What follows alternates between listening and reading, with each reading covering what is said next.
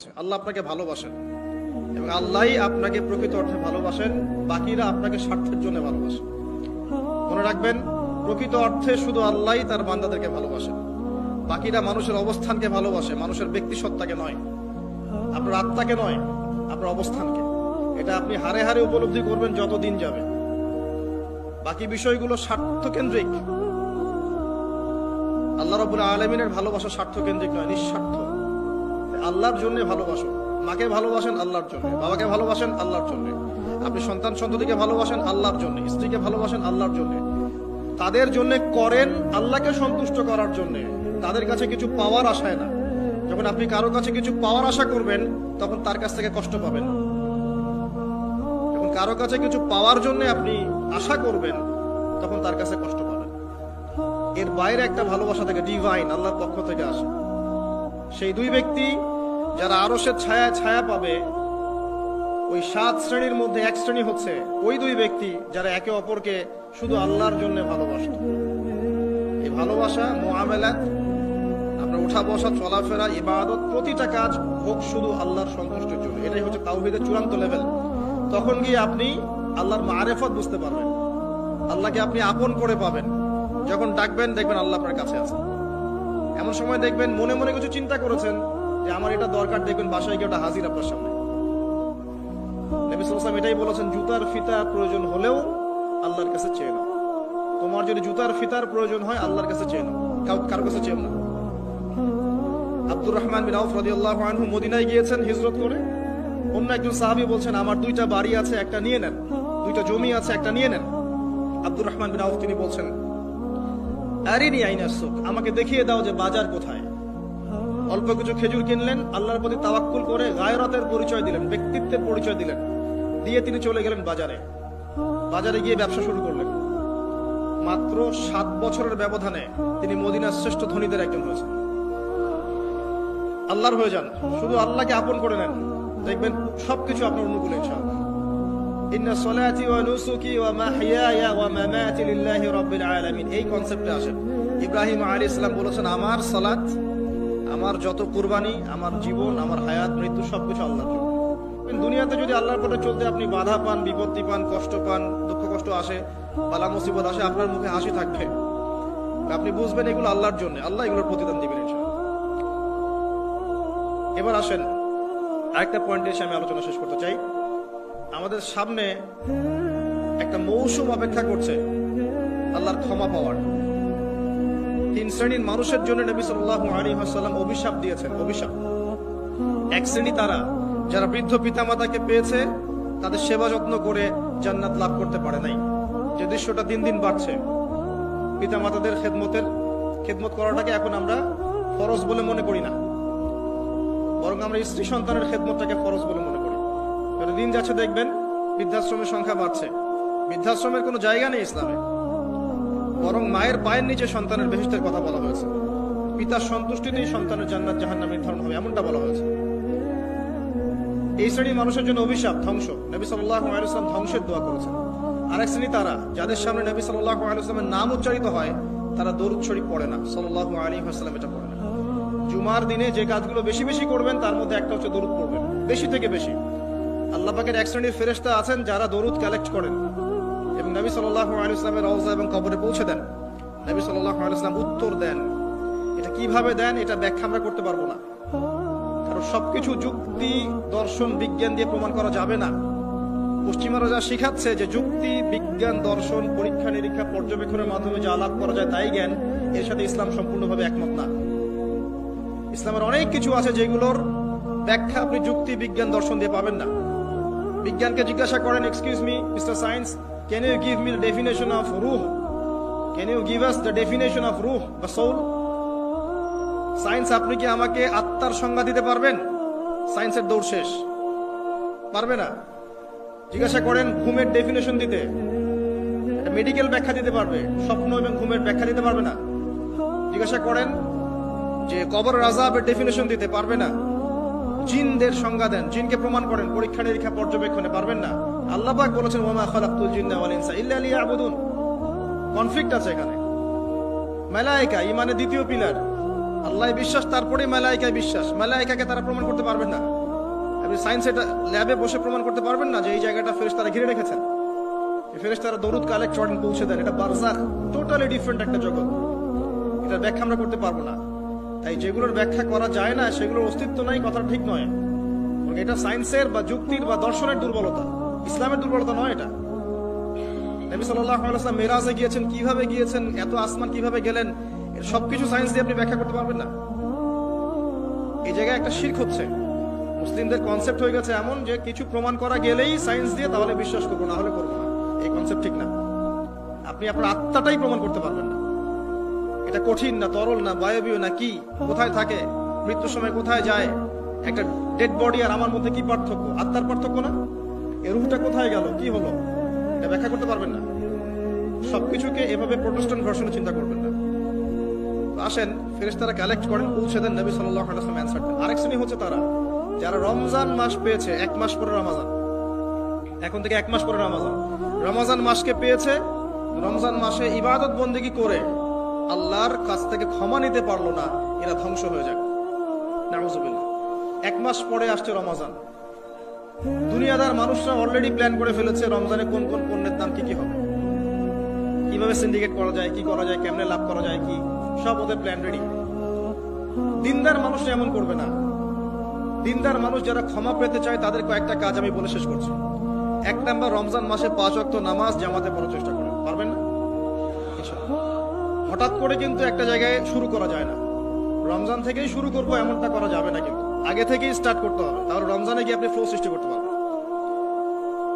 Fan ছেড়েছেন, ফ্যানটা কি ধাপ করে এত জোরে হয়েছে? আস্তে আস্তে আস্তে আস্তে বেড়েছে।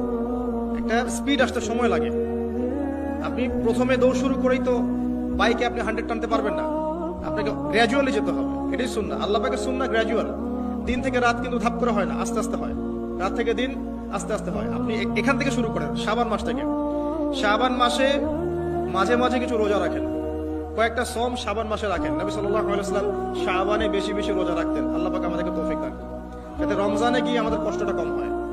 5 ওয়াক্ত নামাজ জামাতে পড়ার চেষ্টা করেন। সেহরিতে এমন ভাবে খাবেন না যে মনে হয় এটা আপনার জীবনের শেষ খাওয়া, এভাবে খাবেন না। সেহরিতে কম খান। যত বেশি খাবেন তত বেশি আপনি অলস হয়ে যাবেন।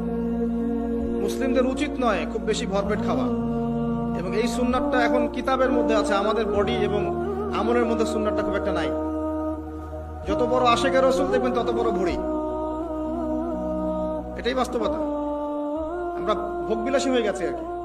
এটা আখিরুজ জামানের সাইন। নবী সাল্লাল্লাহু আলাইহি ওয়াসাল্লাম বলেছে শেষ জামানে এক শ্রেণী মানুষ আসবে যাদের উঁচু ভুঁড়ি থাকবে, ঠেস দিয়ে বসে থাকবে এবং আরাম প্রিয় হবে। হাদিসের পাতায় পাতায় এগুলো আছে, কি বলা নাই হাদিসে।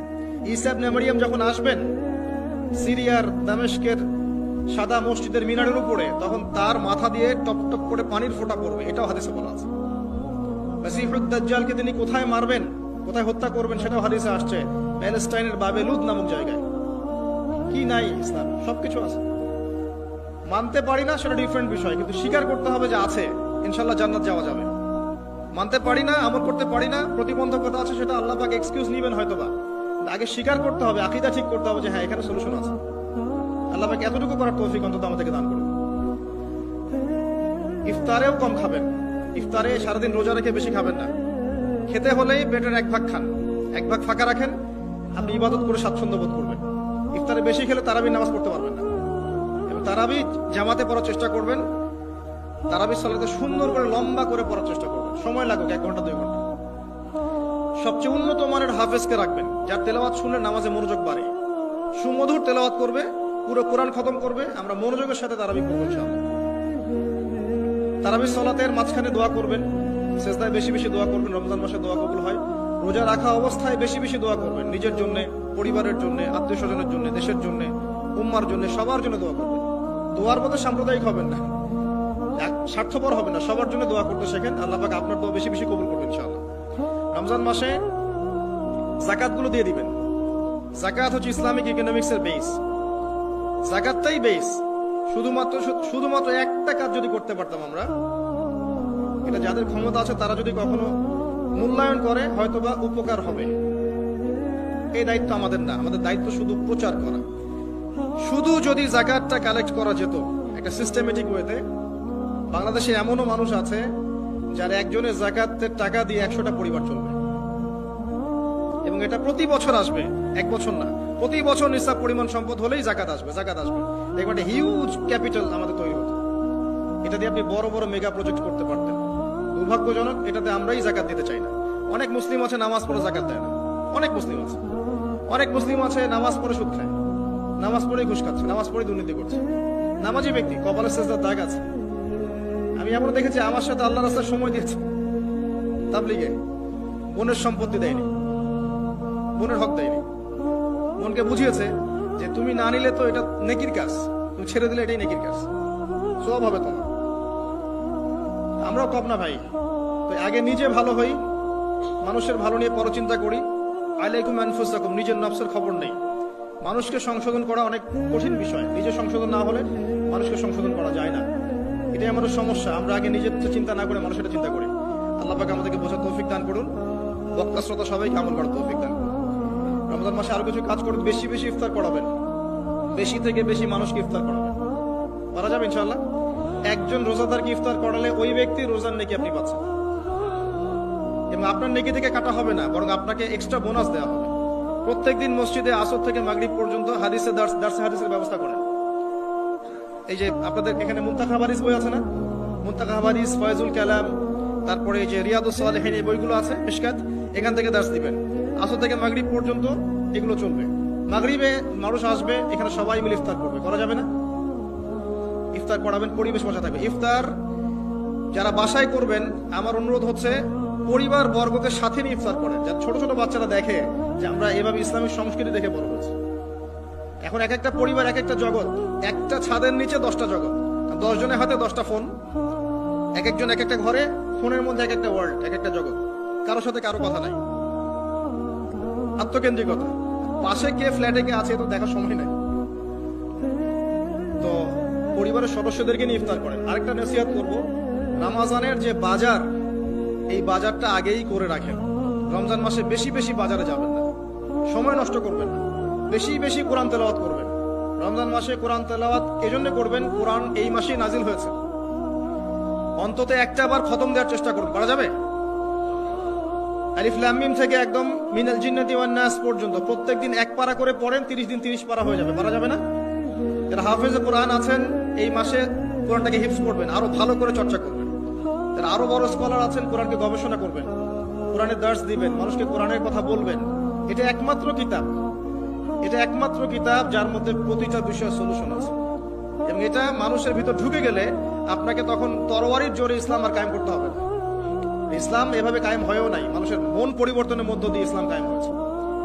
তো কোরআন মানুষের ভিতরে ঢুকিয়ে দেন, অটোমেটিক দেখবেন সে আল্লাহর পথে চলে আসবে ইনশাআল্লাহ। এটাই মূল কাজ, জ্ঞানতাত্ত্বিক কাজটাই মূল, মানুষকে জ্ঞানী করাটাই মূল কাজ। আমরা বেসিক কাজ করতে চাই না, বড় বড় স্বপ্ন দেখি। বেসিক কাজ দেখবেন, 5 ওয়াক্ত নামাজ পড়তে চাই না, যাকাত দিতে চাই না, কোরআন তেলাওয়াত করতে জানি না, বাসায় পর্দা নাই, হালাল রিজিক নাই, কিন্তু বড় বড় কথা বলি।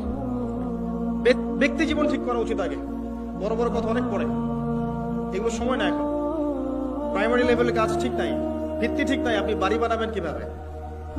রমজান মাসে কোরআন তেলাওয়াত করেন, বেশি বেশি আল্লাহ জিকির করেন। হিসনুল মুসলিম একটা বই আছে, হিসনুল মুসলিম, বইটা মুখস্থ করে ফেলেন, বইয়ের মধ্যে প্রচুর জিকির দেয়া আছে, দোয়া দেয়া আছে, এগুলো করেন। রমজান মাসে আল্লাহ আপনার দোয়া কবুল করবেন ইনশাআল্লাহ। তারাবির নামাজ পড়েন, একসাথে ইফতার করেন, বাজারগুলো আগে করে ফেলেন, বাজারে বেশি সময় দিবেন না। আর স্পেশালি শেষের দশকে মহিলাদের হাতে টাকা পয়সা দিবেন না, যাতে তারা মার্কেট ঘুরে পরিবেশ নষ্ট করে, এই কাজটা করবেন।